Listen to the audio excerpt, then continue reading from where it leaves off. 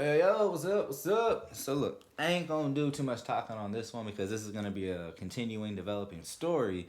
But it looks like the Supreme Court is finally going to see the case about Obamacare. They're like, Obamacare? Wait, the ACA? Yeah. Obamacare. I know y'all ain't heard about it in a minute. Forgot all about it. Remember when Republicans were bitching, moaning, whining, pissing, complaining about all of it? Oh, it's unconstitutional. It's wrong. The individual mandate, this, that, and the other. Well, it looks like eventually enough people got tired of listening to that, and it's finally going to be heard properly. It'll be heard this fall, and a decision will be made in spring of 2021. Now, I need to go ahead and stress some of the ramifications of what could happen depending on which side this ends up going on. Now, if it goes the way that Republicans have been asking for so long, that is worst case scenario. That means they win the case. That means ACA is stripped. And that means, I believe the number is around 20 million people who are going to lose their health insurance. And that seems to be the number one issue or argument against Medicare for all, because they're like, well, we're going to lose our private insurance, this, that, and the other. Except under Medicare for all, you'll be covered. Except when you cut the ACA, you're not going to be covered. That is very, very, very scary. Another thing, you will lose that pre-existing conditions clause, y'all. That shit ain't gonna be up in there no more, man. You know what I'm saying? So if something was broke prior, you know what I'm saying, the insurance company can't be like, nah, man, you can't get this just because we don't think you should get it. Nah.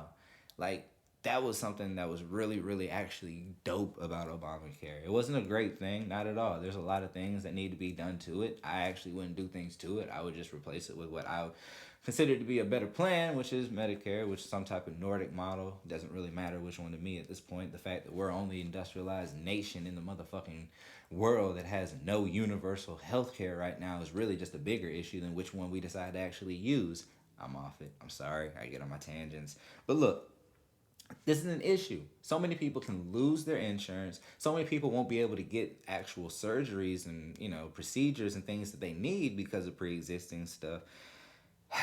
There's no real good things that could happen if they actually win the case. Now, if they don't win the case, it basically just means they wasted all of our goddamn money, all of our damn time, and all of our energy pissing and complaining and whining and bitching for 7 to 10 years, damn near, it seems like now, because they complained the whole time after it got passed, right? Y'all remember all of that? And then they finally got their chance. And what did they tell us?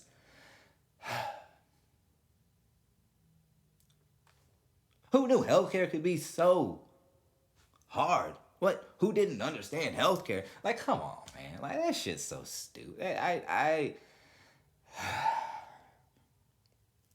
don't know, man. I don't know. Republicans, y'all baffle me. Y'all continue to amaze me, though, with the mental gymnastics and just the level of just idiotic, nonsensical bullshit you continue to come up with. It's crazy. But this is the world we live in.